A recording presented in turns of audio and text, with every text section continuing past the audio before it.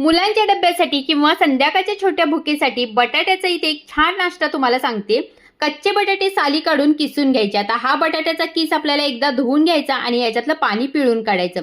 याच्यामध्ये अर्धी वाटी तांदळाचे पीठ, पाव वाटी बेसन, मिरची लसूणचा ठेचा, बारीक चिरलेला कांदा घालायचा। आवडीनुसार कोणत्याही भाज्या घालू शकता।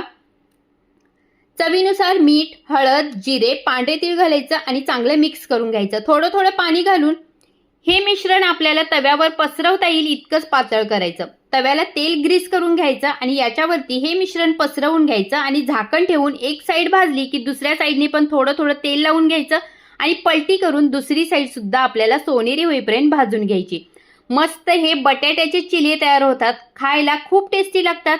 कोणत्याही आवडीच्या सॉस बरोबर किंवा कोथिंबीर पुदिन्याच्या हिरव्या चटणी सोबत सुद्धा हे खाऊ शकतात। टेस्टी तर खूप होतात। मुलांना नाश्त्याला द्या किंवा डब्याला द्या। ट्राय नक्की करा।